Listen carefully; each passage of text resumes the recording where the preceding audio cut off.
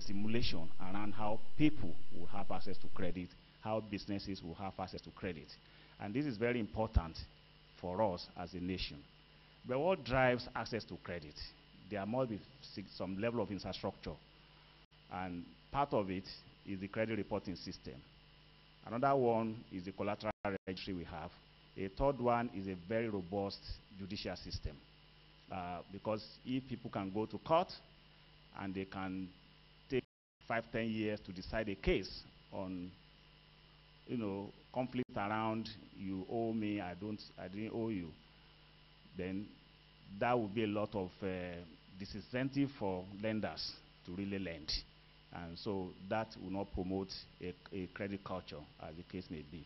So, but very fundamental is that credit reporting system is very, very important, because it's all about trust and confidence. You want to part with somebody's money. You are a bank or a financial institution. You want to part with your money to give somebody. You must have that confidence and some level of comfort that that money will come back. And what can euro testing loans and credit? And the credit reporting system relies, you have bureaus, collecting data from various sources. You have them, process the data and then come up with products. So data becomes the raw material that the bureau uses to be able to mention that the bureau collects and what can they use it for, what can they not use it for.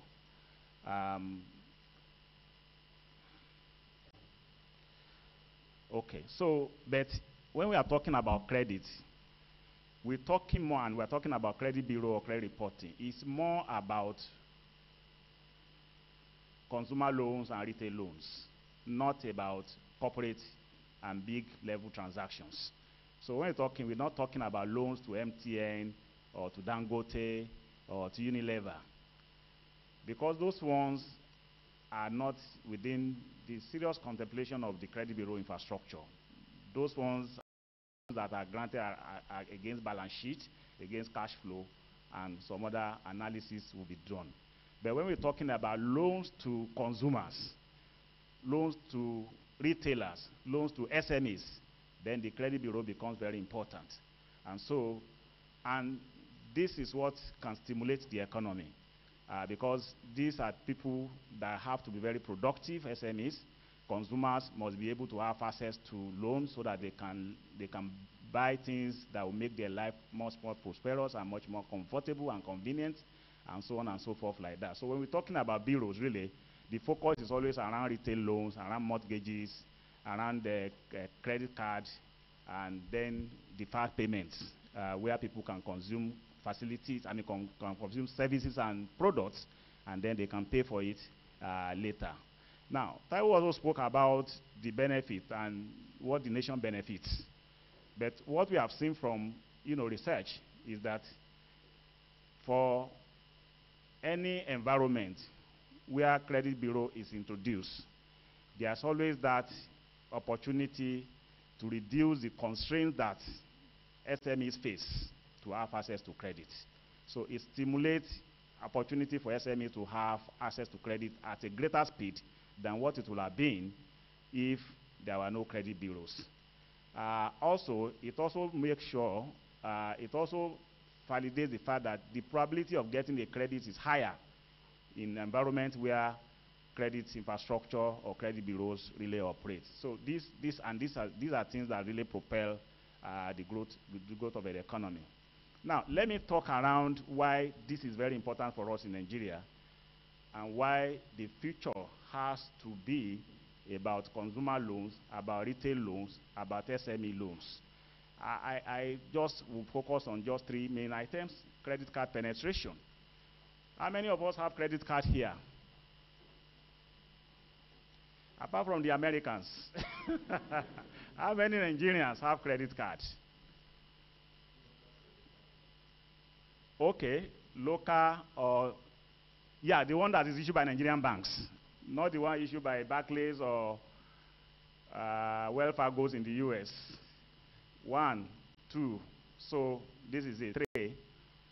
So that's it. So if you look at 3 out of the rest of us that are here, so you can see what we are talking about for Nigeria. It's just about 2% penetration of credit card. This was a front page of This Day about 2 weeks ago. One of the days of This Day about 2 weeks ago. I think this day, November 30. They put these statistics on front page. And what is it saying? It's saying that in South Africa in 2017, 555,000 vehicles were sold. 555, 500,000 cars were sold, compared to Nigeria, where 7,000 new cars were sold. This is a very serious one. I mean, when you look at the population of South Africa to Nigeria, I think South Africa is under 60 million people. We are 190 million people. So if we even do projection according to population, maybe they should have just about 1/3. It's just about 1/3 of Nigerian population. And 500,000 vehicles were bought compared to 7,000 units of cars. Out of those 7,000, if you look at it, most of them were bought by corporates in Nigeria. So the question is, why is it easy for anybody to buy? And so you go to on the street of Joburg or Cape Town, you see very new cars all the time. Go back to Nigeria and look at the second slide here. Nigeria allow vehicles that are 15 years of age to come into the country. These are countries, and what level of, how old can a used car be before it's allowed to come into the country? We are competing only with, Swaziland, I think, 15 years. In some countries, it's just 3 years. In some countries, 4 years. It's like 5 years. But here, because people don't have money to buy vehicles, and everybody wants to enjoy new vehicles, but they don't have, because there's no access to credit to do that. The third example I want to give is about mortgages. Now, mortgage penetration in all the African countries that I give here, Nigeria has the lowest mortgage penetration.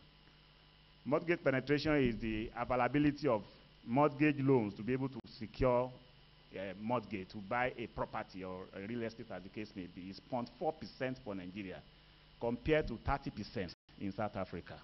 So you can see why we are poor. We're poor because people don't just have access to that credit to be able to buy things. When people have access to credit, they want to buy. When they have capacity to buy, that stimulates production.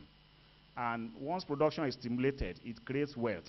It brings employment opportunities to a lot of people. So this is it. We also have the highest housing deficit in Africa. 17 million housing units are needed for about 173 million people. Also, how many people will be able to build houses if they have to rely on their own personal savings to do that? That's part of the challenge we have. And these are issues around what credit reporting infrastructure can enable to revolutionize as we go on. I won't take you much on this. Taiwo has spoken to it, and I'm just going to skip it. But I also want to leverage on what Chief Idigbe did in the morning, just to bring out about because we are talking about the Credit Reporting Act. He mentioned about permissible purposes, and I want to really bring it out. I copied it from the Act so that you can see for what use. I'm saying this because we have an experience in our bureau where a woman who was given the privilege to be among the users in her bank was trying to check the credit report of her husband. She didn't know that the bureau has a product, has a facility where a check is done, then the data subject has an information. There's an alert that goes to him or her that a credit report has been, on you. And the guy I didn't approach anybody. I didn't, request. I did not even approach this bank.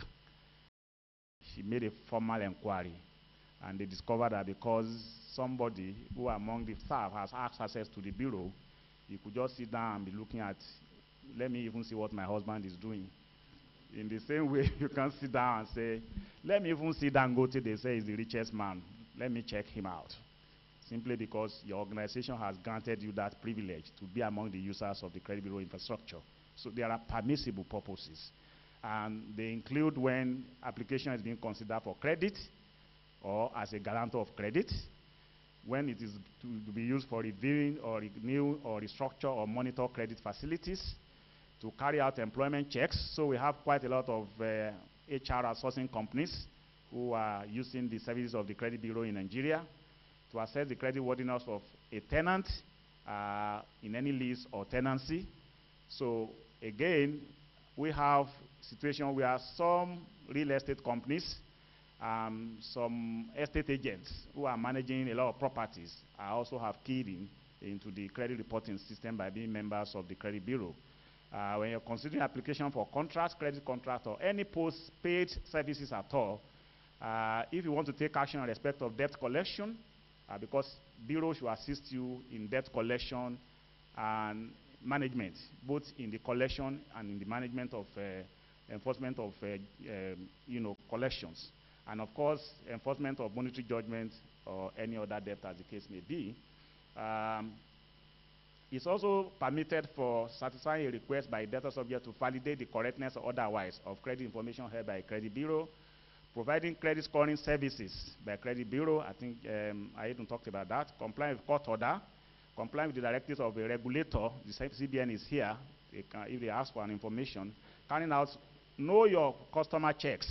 Yeah, so this is also very important as part of what it's permitted to be used to use the credit bureau services for, and other purposes that the bank in this case is the central bank, may specify or direct from time to time.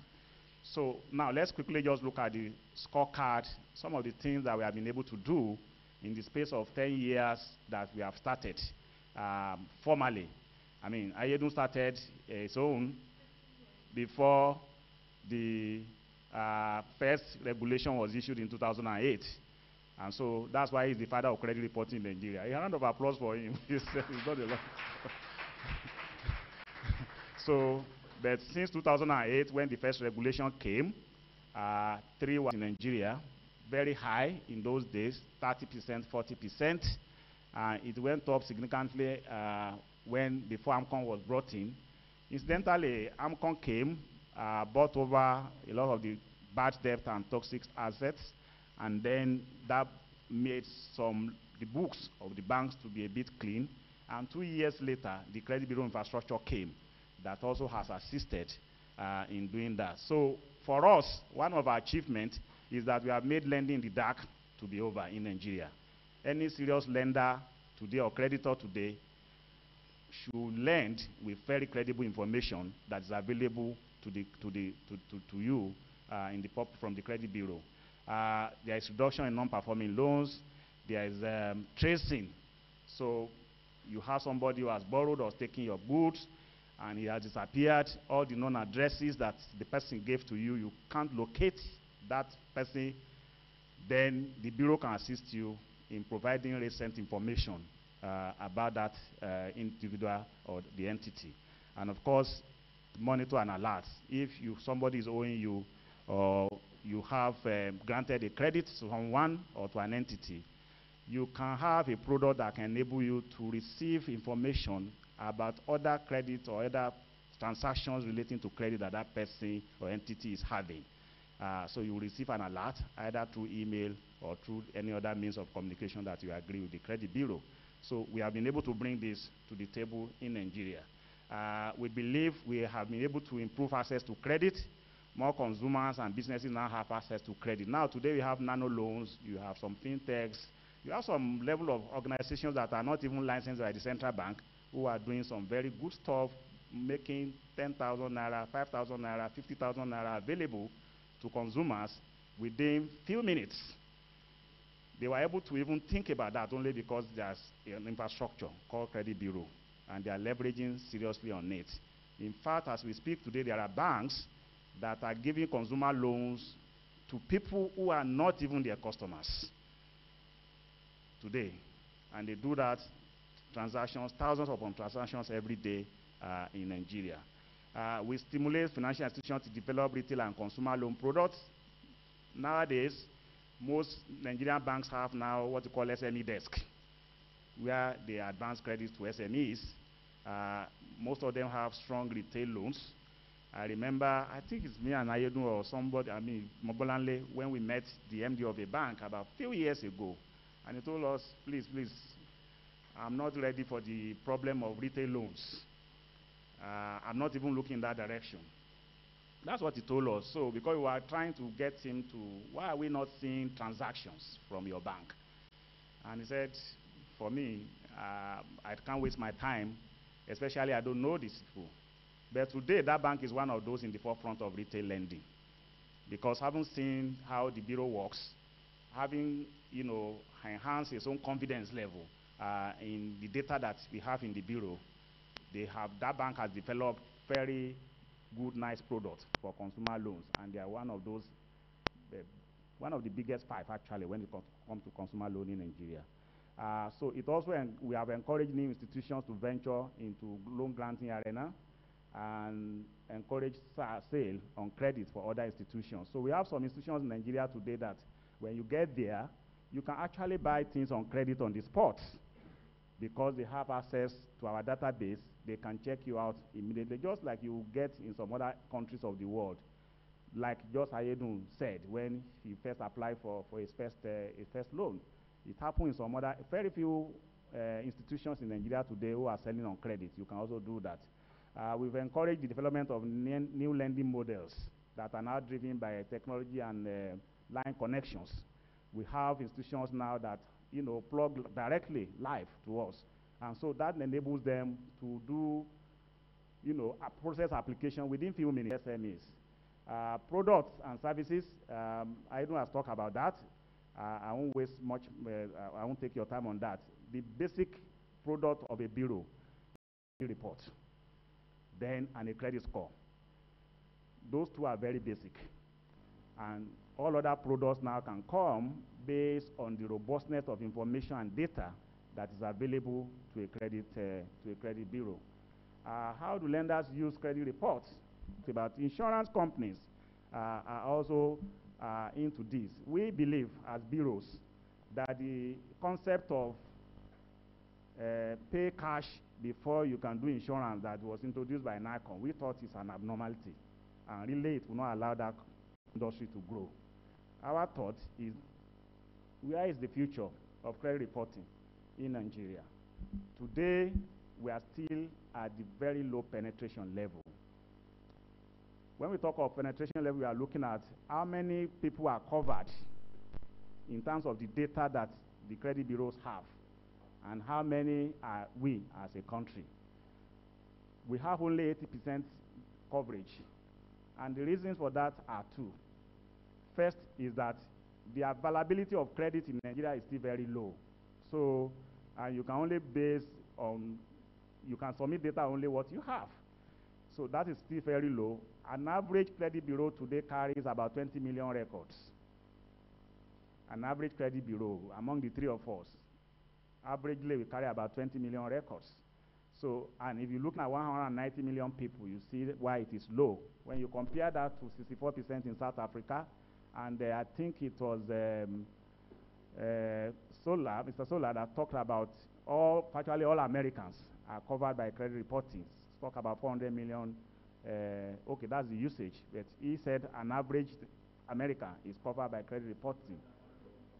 Yeah, so, yeah, over 150, okay, so that's it. But for us, that penetration is still low, but we see that as an advantage. We see that not as a problem, but we see that's where the potential is. And that's part of what we should be discussing. How can we use the bureau to stimulate mortgage loans, to stimulate auto loans, to issue credit cards, to get consumer loans for retail